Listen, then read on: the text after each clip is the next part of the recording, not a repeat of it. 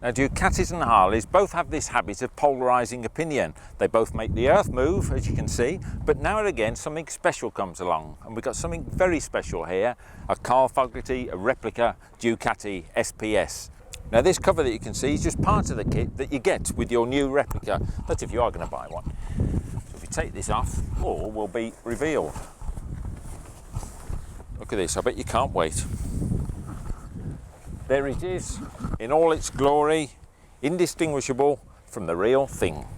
So what's so special about this Ducati? Well, it's got Carl's name on the petrol tank here, but it's basically an SPS to start with, and so that means it's 996cc as against 916cc, and it's got other trick pieces like the Öhlins rear suspension and shower front forks. And being an SPS, of course, down at the front end there, the discs, they're cast iron as against stainless steel, which is the normal running kit. You've got a carbon fibre front guard, and coming up here back to the frame, you've got adjustable rake here, so you can kick the forks out to 24 degrees or have them steeper at 23. The frame itself is lighter than the standard 916, it's made of chrome moly, and so that saves you a few pounds on that.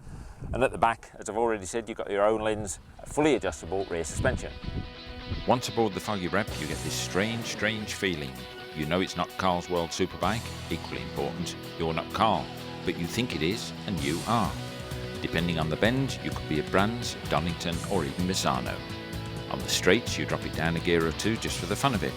Take a handful of throttle and the power explodes into action, catapulting you forward or even skyward. The revs rise, the titanium exhaust bark, and the bike comes alive. No tingly vibes or anything so soft, just great dollops of poke, enough to make you laugh out loud with the sheer madness of it all. It's not the lightest, quickest handling of bikes, but it is rock solid. It's like the whole Ducati thing, it's all about involvement. It needs an input from you, and I for one prefer it that way. Sanitised it ain't. Under the tank you've got a carbon fibre airbox, which not only gets more air to the engine and saves some weight, it actually strengthens the frame. More carbon fibre bits, in fact this bike's littered in carbon fibre, because coming up at the back, even the number plate mounting is in carbon fibre. Well, if that's not special enough for an SPS, now pretty exclusive as it is, this has got some absolutely fantastic end cans here. These are titanium and carbon fibre, and they sound absolutely fantastic. I've never heard anything like it. It's what Ducatis are all about. You've also got a special carbon fibre seat unit. It's painted, yes, I know, but believe me, carbon fibre under there. And also you've got a Technocell seat pad here, which is a non-slip pad, keeps you in position. It's got Marcassini wheels that you can see down there, 5 spokers, lightweight, all part of the sort of magic of Carl's works bike. But perhaps the most exclusive thing of all is there's only 200 of these, and I'm lucky enough to have one. The suspension is not so much firm as beautifully controlled, making for spot-on road holding. It's not super light at 190 kilos, 13 up on an R1, but who's counting? Brakes are absolutely superb and need to be, with the ubiquitous 320mm Brembo discs up front, but this time cast iron, and 4-pot calipers and a single disc at the rear.